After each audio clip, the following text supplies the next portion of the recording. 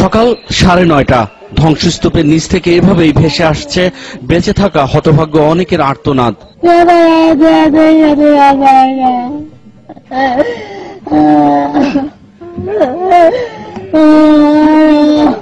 বিধ্বস্ত 9 তলা ভবনের বিভিন্ন প্রান্ত থেকে এখনো ভেসে আসছে অনেকের বাঁচার আকুতি। তৃতীয় তলায় রয়েছেন তাদেরই একজন রোজিনা। বাড়ি ময়মনসিংহে, থাকতেন সাভারের আড়পাড়ায়। চাপা আর্তনাদের উৎস ধরেই সাধারণ উদ্ধারকারীরা পৌঁছে যান তার কাছে। অন্ধকারে টর্চের আলোয় দেখা যায় তার পা, মৃদু কণ্ঠে ভেসে আসে বাঁচার আকুতি। আর কতক্ষণ এভাবে আকুতি জানাবেন রোজিনা? কিভাবে তাকে উদ্ধার করা যাবে তাও জানা নেই উদ্ধারকারীদের। তার হাতে ইনজেকশন দেওয়া হয়েছে, তার হাতটা অবশ করা আছে, কিন্তু তার শারীরিকভাবে সে সুস্থ আছে, তার বডি পিছনে আছে। বের করার জন্য অনেক আকুতি মিনতি করতেছে, কিন্তু তার হাতটা বেঁধে থাকার কারণে তাকে বের করা যাচ্ছে না। কথা হলো উদ্ধার কাজে তদারকির দায়িত্বে নিয়োজিত এই সেনা কর্মকর্তার সাথে। তবে কেউ বলতে পারেননি রোজিনাকে জীবিত বের করে আনার কৌশল। একটা হাত কাটলেই ওকে শুধু বের করা যাবে সেটা মনে হচ্ছে না এই মুহূর্তে। এবং যে বিমটার উপরে, বিমটার নিচে সে পড়ে আছে, সেই বিমটাকে যদি আমরা সরিয়ে ফেলি কোনোভাবে গ্রাইন্ডিং মেশিন দিয়ে, তাহলে পুরো ফ্লোরটা কলাপস করে ভিতরে যারা এখনো জীবিত আছে তারা সবাই মারা যাবে। সুতরাং এটা এই মুহূর্তে অত্যন্ত ঝুঁকিপূর্ণ এবং জটিল একটা সিদ্ধান্ত।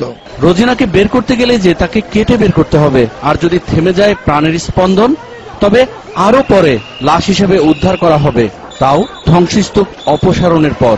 অক্সিজেনের অভাব, তার উপর মৃতদেহের উৎকট দুর্গন্ধ, সব মিলিয়ে এক চরম অনিশ্চয়তা আর বিভীষিকার মধ্যে রয়েছেন জীবিতরা। ধ্বংসস্তূপের পাশে একটু কান পাতলেই শোনা যায় জীবিতদের বাঁচার আকুতি, কিন্তু অসহায়ভাবে আর্তনাদ শোনা ছাড়া করার নেই কিছু। আমাদের টিম কাজ করছে, তার বিশেষজ্ঞ যারা চিকিৎসক আছে তাদেরকে পাঠিয়ে কিভাবে তাকে সেভ করে আনা যায় সেই লক্ষ্যে কাজ করছে।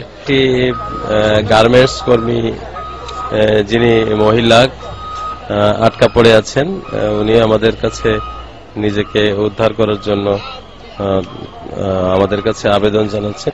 আর রোজিনাদের যখন এই অবস্থা, তখন পানি, অক্সিজেন ও প্রয়োজনীয় উদ্ধার সরঞ্জাম চেয়ে দাঁড়ে দাঁড়ে ধর্ণা দিচ্ছিলেন সাধারণ উদ্ধারকারীরা।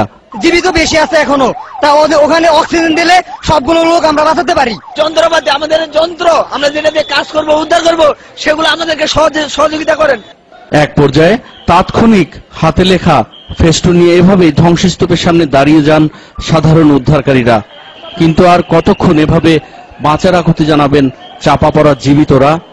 Zahidur Rahman, NTV news, Savar, Dhaka.